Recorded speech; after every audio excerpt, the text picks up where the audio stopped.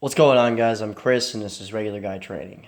So, I can sit here and do this massive intro and stuff like that, and I can sit there and talk about how amazing this rifle is and all that crap, but from those of you that may or may not notice this, my tone of voice is slightly different, and that's because I'm sick as a dog. So, let's get into this rifle. Let's go ahead and see what there is to see about it, and we'll pretty much go from there. Now, what comes with the rifle, though? Inside of this stock, there's a little compartment that comes with one of these little cleaning/tool kits.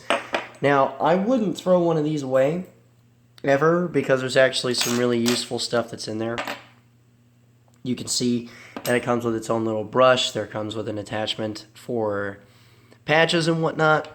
There's a couple other little tools that come with it also, but one of the most important to me, well, all of it's important, but one of the most important to me is this guy right here. This guy hooks into the housing of the little toolkit itself, and you can use this to adjust your front sight post without an additional tool. What's also very important about this, and 74 maintenance is actually quite important, is that what comes with it as well is one of these little cleaning rods.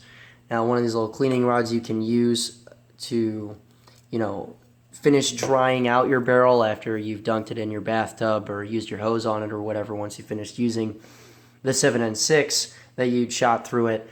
And this actually helps dry the rest of that out. And then and before that, you can use this to scrub out, carbon and everything else. But this is the most important to me because it gets that water with the patch that you use out of there, and it keeps that nice and dry so that you don't have any rusting issues. So don't throw this away, very important, and I would use this I actually use this quite consistently when I owned it, so it's quite helpful, and it's something that can be thrown on board the gun. It's very nice to have, so I would just kind of use that as much as possible, because the lazier that I can be, the better. Also, when you insert these into stocks, insert them this way, like this rounded edge first, because if you insert it this way, like the cap first, they become kind of a pain in the ass to remove. Moving on. A lot of people do not like the stock Arsenal triggers. To a point, I can understand. I can understand exactly why a lot of people won't like these triggers because they're fairly heavy. They have a really, really heavy first stage in there. And that's all it really is a very heavy two-stage trigger. But especially after the number of cycles, the number of rounds that have been fired through this gun, it actually turns out to be pretty nice because you get that first stage and then it stacks up a little bit of weight and then it fires. To include dry fire practice, there have been quite a few cycles through this gun. So this trigger is actually smoothed out quite a bit. Now, there are some of you that really don't like it, and that's okay because you can just go to ALG Defense and all that. But I actually personally really like the stock Arsenal triggers. Can't talk today.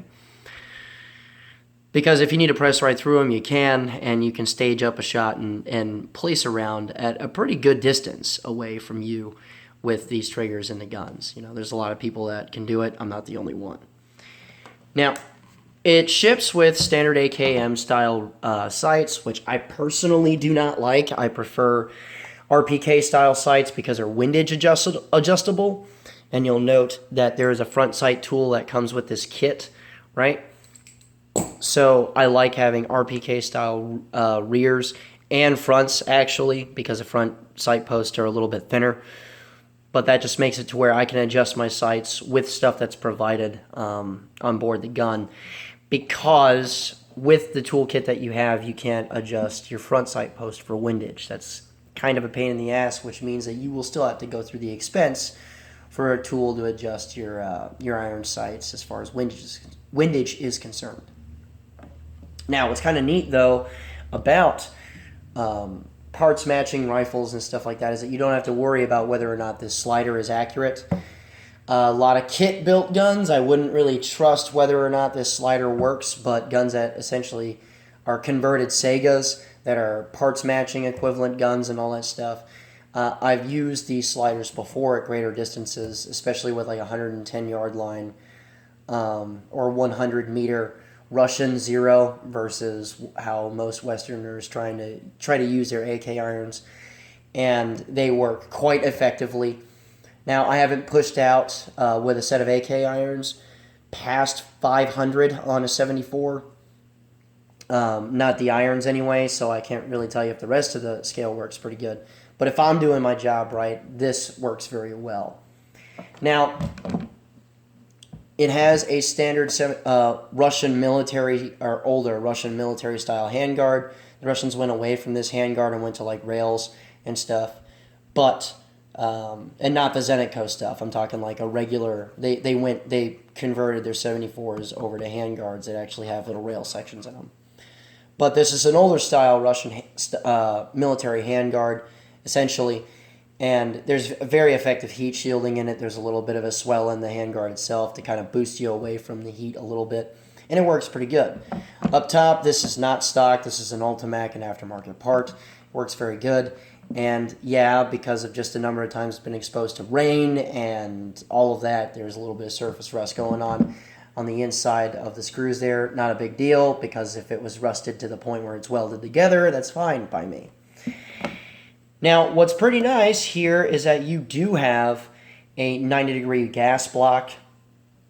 It does help as far as just gas port wear a little bit. With the 45-degree stuff, it does wear the gas ports out a little bit faster because it turns them into like an egg-shaped type deal. Is it that big of a deal in all honesty? No, but it is a little bit of a nicety to have because you can essentially approach it with the understanding that your gas block is going to wear a little more evenly and last a little bit longer. Up front, we have a standard 74 style brake, which keeps the gun nice and flat, doesn't add any weird impulse as far as the recoil impulse is concerned. And with 5.45 ammunition, and I've shot a lot of different types of 5.45 ammo through a lot of different guns with this same style brake, it doesn't really matter what it is for some reason. 5.45 signature, even through the dual port brake here, or the 74 style brake here, the signature still holds up pretty well in the dark. Now, there is kind of a deep channel on the inside of this, so every once in a while you'll build up some unburnt powder and then it'll ignite. But generally speaking, especially when you first start shooting, that first one, sometimes two magazines doesn't give you that problem at all. So, yeah, although you'll get some unburnt powder built up and then it'll fireball, once that ignites, after a little while, it's not really a huge problem. It's not like a lot of 47 with 47s with this style brake up front where it does it often, right? So it actually works pretty well for the rifle it was designed, rifle and caliber that it was designed for. Go figure that. Now, before you guys ask, when I sold this to my buddy Josh, he has really, really short arms.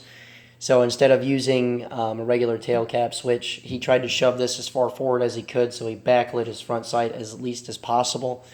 But he's got little short arms, so he decided to throw the switch in there. Not personally what I prefer, but you could see how he essentially made that work. And again, I have longer arms than he does, so this makes sense for him, and he owns it, so there you go. Now, as far as wear on the gun, it actually handled it just fine. As I'm sure that a lot of you are perfectly aware, Robski from the AK Operators Union does like 5,000 round tests all the time. Ours was less consistent as far as number of rounds fired at a time, but you guys can see what a little bit less use looks like because it's still around the same count as far as ammunition fired is concerned. It was just over the course of I would say something like 10 months, right? Because even after I sold it, it was shot a bunch and then it just kind of sat for a little while. So over the course of 10 months, about 5,000 rounds fired between me, the dude that sold this to me, and correction, the guy that sold this to me had this, I don't know how long he had it, and he fired something like a couple thousand rounds through it. But about 10 months, that same time period that I was talking about, we're looking at like 3 a little over 3,000 rounds, right? Because it's three spam cans of 545 by 39, and you can see, even if you add that extra couple of thousand rounds before I owned it, it handled its wear very, very well. It didn't really care all that much, So as far as the carrier, the bolt face, all of that stuff, yeah, it's pretty polished, but it's not caving anything out. Dovetail doesn't look like the ass end of a thumbtack. It just handled it, and it still handles it very well. Now, part of that reason was the corrosive properties of a lot of the ammunition shot through it. You can see the hammer there is polished off pretty well. It's got that stop sign E characteristic in there, but it still is a fairly smooth rifle. You can see that there isn't anything going on with like the trunnion or anything like that. Nothing being like carved out. So, no big deal as far as wear is concerned.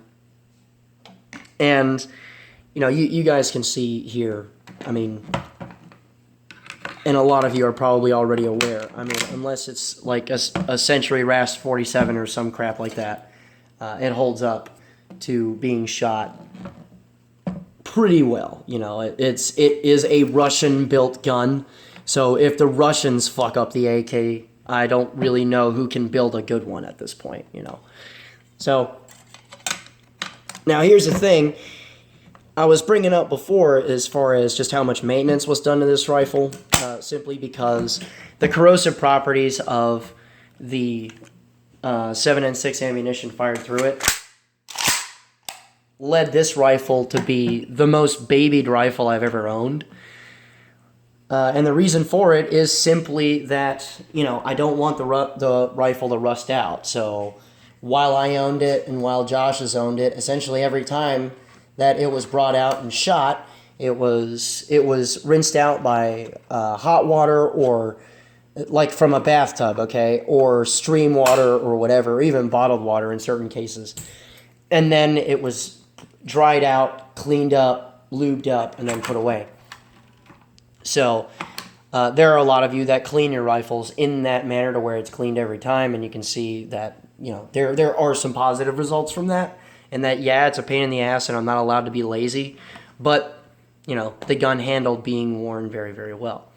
So, I mean, really, there's nothing else I can say. It shoots straight, it's retard-proof, reliable, it has handled being thrown around in streams and all kinds of stuff because I'm not very kind to my guns at all. You guys can see that this is also a rifle that I did a paint job tutorial on, to where over time the frayed paint actually really, I like the aesthetics personally, and you guys know that the main reason why I painted it in the first place was because I was friggin' bored. So there you go. What do you guys think? Tell me about your experience with Arsenal type rifles. I'd love to hear it, mostly because every once in a while I hear someone say, hey, I have a massive problem with Arsenal guns because of X or Y. Most of the time it's, yeah, they're fantastic, right? I like conflicting data points just to not be caught completely off guard if I see something weird happen in a class that I'm teaching. But, further from that, let me know what you guys think. Freaking, this is a solid rifle through and through.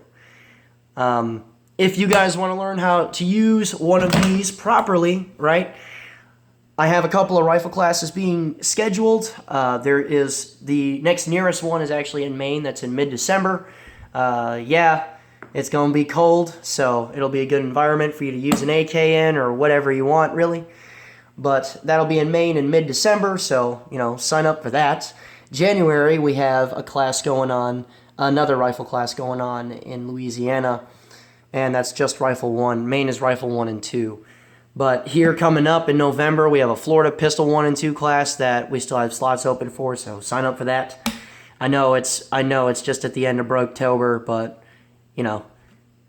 sign up. Learn how to shoot your pistol.